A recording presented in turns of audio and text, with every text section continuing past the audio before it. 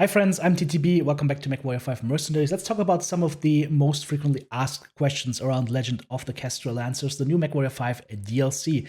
Quickly to jump into it, how do you start the new DLC? There's two options. A, you start a new career, either Davian, Lau, Krita, Marek, or Steiner in the year 3015, and then you play until the year 3026, where the first missions from Legend of the Kestrel Lancers start, or you just choose the Legend of the Kestrel Lancers start. That will immediately get you into the year 3026 with a couple of mechs and pilots, and you can get started immediately on the missions for the Federated Suns. Be aware, guys, if you're using an old save game, if it is after the year 3026, you will not be able to play this DLC in the missions within, because they take place in a very specific time frame in the timeline of BattleTech. And so if your timeline has already progressed past this point, you will have to go ahead and start a new career, maybe import your mechs into that.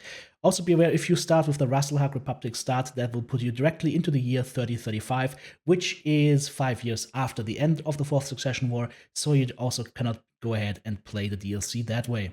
The Legend of the Kestrel Lancers handcrafted missions consist of 14 missions around the Fourth Succession War, as well as 7 handcrafted quests at 2 to 3 missions each on the sidelines. You will get those via an alert on your home screen. Let's talk about mech melee. Which mechs can actually use melee? Well, basically mechs that have either hands or lower arms. So mechs, for example, like the Stalker or mechs like the Rifleman have problems with melee. They can't do it because they do not have arms that can actually swing around.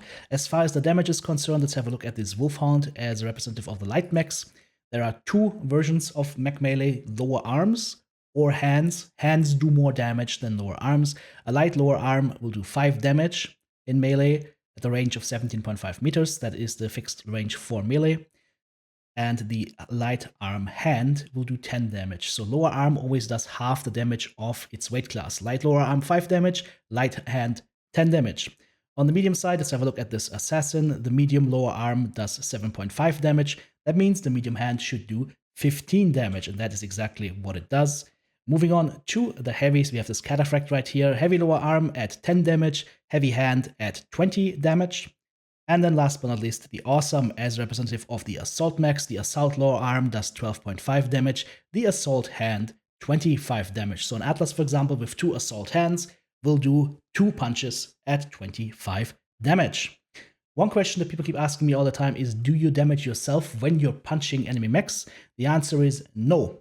If you're punching anything, you're not doing damage to yourself, you're just doing damage to whatever you're punching, but you might get some damage back, for example, if you step on a vehicle, or if the enemy mech has arms or lower arms and punches you back, which can happen frequently. So the enemy AI will punch you back if they are in melee range, and they can hit you from that angle that they're looking at you at.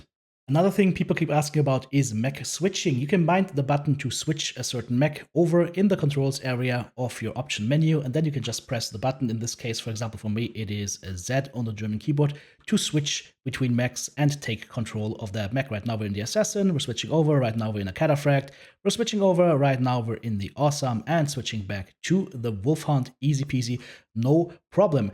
If your mech is shut down, or if your mech is currently overheated, you cannot switch into a different mech. So keep that in mind, guys. If you're close to overheating, it might be better to switch to a different mech as opposed to taking the overheat, because then you are locked in that overheat lockdown and restart sequence of your mech. Another question that people ask regularly is, if your mech dies, what happens? Well, the simple story is, if your mech dies while you're controlling it, the mission's over. But if your commander mech dies and you're controlling a different mech, let's say, for example, I am, as the commander, launching the mission in this Awesome. This Awesome gets shot down to like red CT, one shot from death. I switch on over into the Wolfhound, and now the Awesome gets shot and dies. We're fine because we're in the Wolfhound, no problem. But if at any point the mech that you're currently controlling gets destroyed, the mission ends. And then last but not least, another frequently asked question, how to trigger the free camera in third-person view. This is the view, of course, from the cockpit. This is third-person view, and if I press Control-Shift-V, it is a undocumented feature. Control-Shift and V.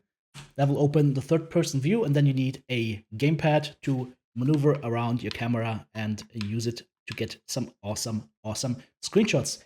in this kind of view mode, you can go ahead, you can still operate your weapons, as you can see, and as you're doing that, you can move around the camera to get those screenshots that you would like. Hope this video was helpful to you guys. Let me know if it was in the comments down below. If you have other questions, just put them in the comments as well. And of course, if it was helpful, hit the thumbs up button. If you want to support me in doing this full time, check out the various options available in the video description below. This has been TTB. Have a great one, guys. I'll see you next time.